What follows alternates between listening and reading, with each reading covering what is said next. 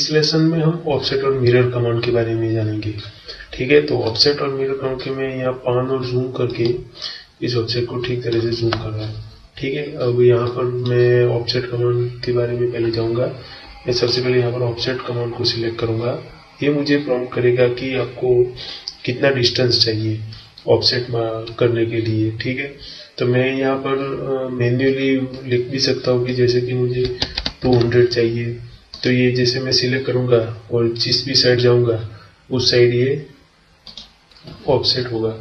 ठीक है, और इस ऑफसेट को करते वक्त जब मैं इस ऑफसेट को ऑन करता हूँ तो यहाँ पर और भी यहाँ जो ऑप्शन है, जैसे कि यहाँ पर इरेज है, तो यहाँ पर बाय डिफॉल्ट यस है, मैं इसको नो करूँगा ताकि मैं जैसे इस को ऑफसेट करूँगा तो जैसे ही मेरा अभी जो मेन ऑब्जेक्ट था वो इरेज हो गया था वैसा नहीं होगा। ठीक है, मैं इसे एंटर करूँगा, सिलेक्ट करूँगा और यहाँ पर ऑफसेट करूँगा। ठीक है, फिर से ऑफसेट।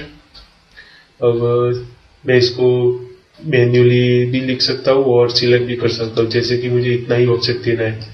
ठीक है, यहाँ पर, और इसका एग्जैक्टली डिस्टेंस लेने के लिए मैं इसको टैब प्रेस करूंगा, परपेंडिकुलर का सिंबल आए तब तक टैब टैब। ओके, ये परपेंडिकुलर का सिंबल यानी मुझे परफेक्ट हॉरिजॉन्टल डिस्टेंस हो गया, इस दोनों बीच के जितना था उतना ही। अब मैं इसे सिलेक्ट करूंगा और पेस्ट करूंगा। पेस्ट करते समय यहाँ पर एक ऑप्शन आया मल्टीपल का। ठीक है, अब मैं इसे मल्टीपल को ऑन करूंगा और क्लिक क्लिक क्लिक क्लिक, मुझे सिर्फ यहाँ पर रखे सिर्फ क्लिक ही करना है। ठीक है, ये अपने आप 100 के डिस्टेंस पर कॉपी होता जाएगा। मैं इसे अंडू करके कैंसिल कर रहा हूँ।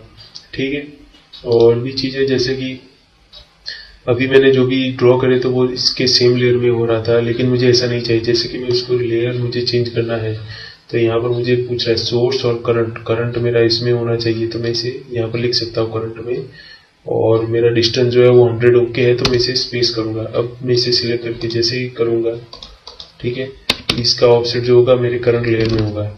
ठीक है, तो ये था ऑब्जेक्ट। अब हम मिरर कमांड के बारे में देखेंगे। तो मिरर कमांड यहाँ दिया गया है, हम इसे सिलेक्ट करेंगे और जिस भी ऑब्जेक्ट को हम मिरर करना चाहेंगे उसको सिलेक्ट करेंगे और एंटर करेंगे। बाद में जो भी हमारा एक्सिस होता है हम उसको सिलेक्ट करेंगे, उसके हिसाब से ये मिरर हो जाएगा। मिरर तो हो जाएगा, लेकिन यहाँ पर पूछा इरेज सोर्स ऑब्जेक्ट, ऑब्जेक्ट की तरह ही, तो मैं नो करूंगा ताकि मेरा दोनों साइड ऑब्जेक्ट, अगर मैं यस करूंगा तो ये रिमूव हो जाएगा। एंटर। ठीक है, मैं इसको फिर से रिमूव कर देता हूँ और फिर से मिरर कमांड एक्टिव करता हूँ। मैं ऑब्जेक्ट को सिलेक्ट करता हूँ, एंटर करता हूँ। अब मुझे एक्सिस के बारे में पूछ रहा है। ठीक है, अब मैं क्या करता हूँ, एक M2B करके कमांड M2B और सिलेक्ट करता हूँ ताकि मुझे किसी भी दो डिस्टेंस के बीच का सेंटर पॉइंट मिल जाए। ठीक है, यहाँ से यहाँ तक का सेंटर पॉइंट मिल गया। अब मैं इसे वर्टिकल डाउन करूंगा और प्रेस एंटर। हो गया।